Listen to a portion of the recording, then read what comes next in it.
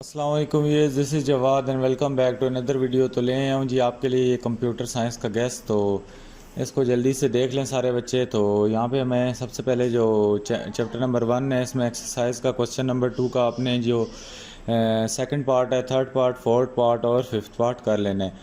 उसके बाद what are the requirements for a given problem और algorithm before drawing a flow chart. उसके बाद आपने ये जो प्रॉब्लम्स हैं 6, 7 और 13 करनी है, प्लस जो एक्सटेंसिव क्वेश्चन में क्वेश्चन नंबर 7 और क्वेश्चन नंबर 8 है वो भी करना है। और इस टाइप के और क्वेश्चंस अनसीन भी आ सकते हैं।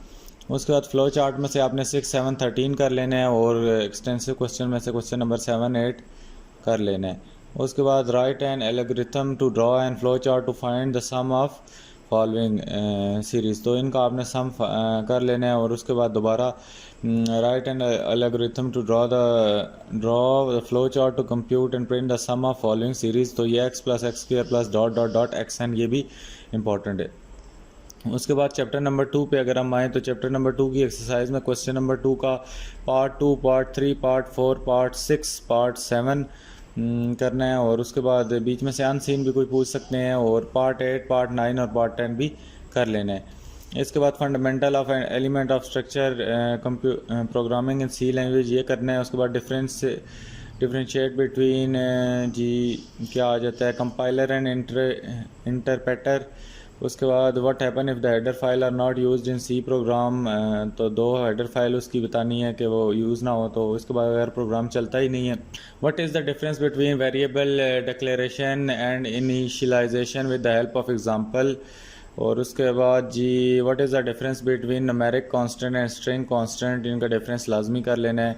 उसके बाद type casting and its type implicit and जो एक्सप्लिक टाइप कास्टिंग है, इनकी टाइप भी करनी है। और उसके बाद रूल्स भी करने हैं जो वेरिएबल का नाम देने के लिए सी लैंग्वेज में स्पेसिफाई करते हैं। चैप्टर नंबर 3 पे हम आ जाएँ तो हमारे पास जी आता है क्वेश्चन नंबर 2 का आपने जो करना है पार्ट नंबर 1, पार्ट नंबर 2 और पार्ट नंबर 4। और उसके बाद फिर ऑर्डर ऑफ प्रेसिडेंस जो ऑपरेटर्स हैं उनकी डेफिनेशन कर लेनी है, टेबल उसका कर लेना है। और उसके बाद इस तरह के क्वेश्चंस, बाकी क्वेश्चंस को छोड़ दें। उसके बाद क्या काम करना है कि आउटपुट क्वेश्चंस भी आ सकते हैं, तो इनको भी कोई देख लें अगर आपके पास इतना टाइम है। तो उसके बाद कन्वर्ट मैथमेटिकल एक्सप्रेशन इनटू सी एक्सप्रेशन। तो सी लैंग्वेज की एक्सप्रेशन में आपने उसको करना होगा। और उसके बाद एक्सटेंसिव क्वेश्चन नंबर 8 को भी देख लें। इसके बाद जी हम चैप्टर नंबर 4 पे आते हैं। तो क्वेश्चन नंबर 2 का पार्ट नंबर 1, पार्ट नंबर 2 और पार्ट नंबर 7 इंपॉर्टेंट है। उसके बाद what is the usage of break statement in switch statement.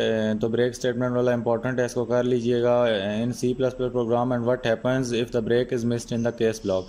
उसके बाद आउटपुट क्वेश्चंस आ सकते हैं। ये आगे खाली बॉक्स का मतलब है अनसीन वगैरह में कुछ भी आ सकता है। इफ एल्स करना है आपने। उसके बाद स्विच करना है, नेस्टेड स्ट्रक्चर जो भी हैं करने हैं। लैब एक्टिविटीज़ में 4, 5, 6, 7 को देख लेना है। उसके बाद finding error in the program, ये एरर आएगा, कोई भी अनसीन प्रोग्राम दे देंगे तो एरर उसमें से फाइंड आप कर लेंगे इंशाल्लाह। उसके बाद rewrite the program using statement, ये वगैरह आपने कर लेनी है। ये इसको दोबारा इस तरह की स्टेटमेंट आएगी, इसको री राइट करना है। उसके बाद चैप्टर नंबर 5 पे अगर हम आएँ तो हमारे पास क्वेश्चन नंबर 2 का पार्ट 1, 2 करना है, बाकी को रहने दें। उसके बाद what is the usage of break and continue statement the programs, ये वाला देख लेना है।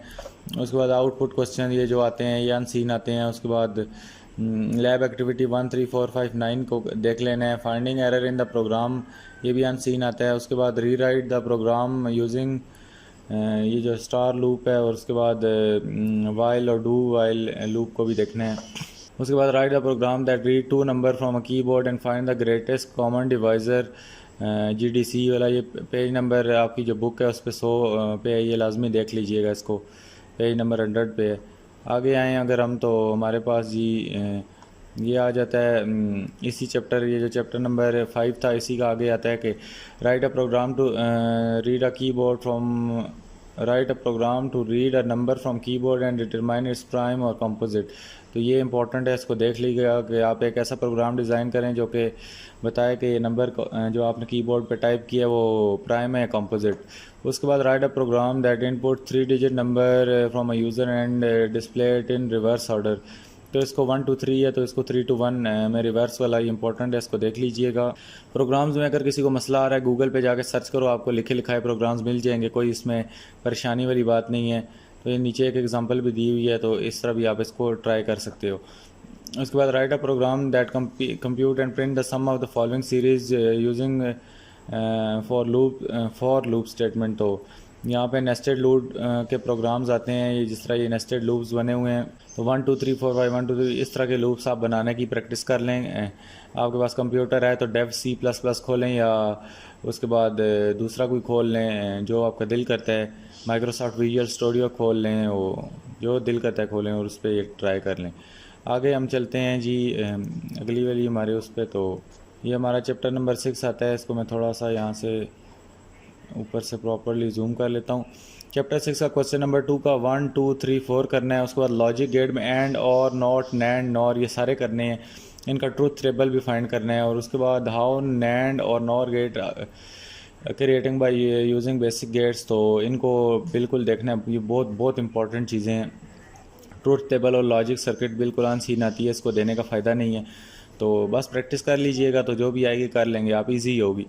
उसके बाद एक्सरसाइज में से क्वेश्चन नंबर 2 का पार्ट नंबर 1, पार्ट नंबर 2 और पार्ट नंबर 5 कर लीजिएगा। चैप्टर 7 का URL और इट्स पार्ट ये इंपॉर्टेंट है। HTML टैग्स और इनका फंक्शन भी बहुत इंपॉर्टेंट है। उसके बाद HTML डॉक्यूमेंट क्रिएट करना कोई मुश्किल बात तो नहीं है, आराम सुकून से आप बना सकते हैं। तो इसमें से टाइप्स ऑफ लिस्ट आ सकता है, इमेज हाइपर लिंक वगैरह वगैरह, इन सारी चीज़ों का आपको पता होना चाहिए। लॉन्ग क्वेश्चन में चैप्टर 1 में आए तो एक्सटेंसिव क्वेश्चन नंबर 3 करना है। बाकी ये एल्गोरिथम और फ्लो चार्ट अन सीन आता है, इसको अभी बताने का फ़ायदा नहीं है। उसके बाद चैप्टर 2 से क्वेश्चन नंबर 3 क्वेश्चन नंबर 4 कर लेना है। और चैप्टर 3 से जी हमें section 3.2 operators of C language वाला करना है, बस एक ही लॉन्ग है इसमें से। उसके बाद चैप्टर 4 में से आपने इफ़ एल्स स्विच बहुत बहुत इंपॉर्टेंट है, इसको कर लें। और प्रोग्राम्स इसमें से कोई अनसीन आते हैं दफ़ा करें उसको। उसके बाद चैप्टर 5 में से फॉर लूप, वाइल लूप और डू लूप, ये तीनों कर लें, बाकी बेशक कुछ भी ना करें। उसके बाद यहाँ पे चैप्टर 6 में ये करूँगी मैप और सिंप्लीफाइड सर्किट, बहुत इंपॉर्टेंट है। तो उसके बाद यहाँ पे चैप्टर 7 में टाइप ऑफ वेबसाइट्स बहुत इंपॉर्टेंट है, टाइप ऑफ लिस्ट, और ये HTML वाला भी इंपॉर्टेंट है, इसको भी लाजमी देख लीजिएगा। तो उम्मीद है आज की वीडियो, ये मैंने एक क्विक गेस बनाया है, बहुत आप कंप्यूटर वाले बच्चे वो कर रहे थे टाइम, अभी मैं सुबह से जागा हूँ, तो अभी अब बाकी वीडियो बनाऊँगा। तो फ़िलहाल के लिए इतना ही, उम्मीद है आपको क्लियर होगी होंगी काफ़ी चीज़ें। चैनल को लाजमी सब्सक्राइब कीजिएगा। स्टे ट्यून्ड, अल्लाह हाफिज़।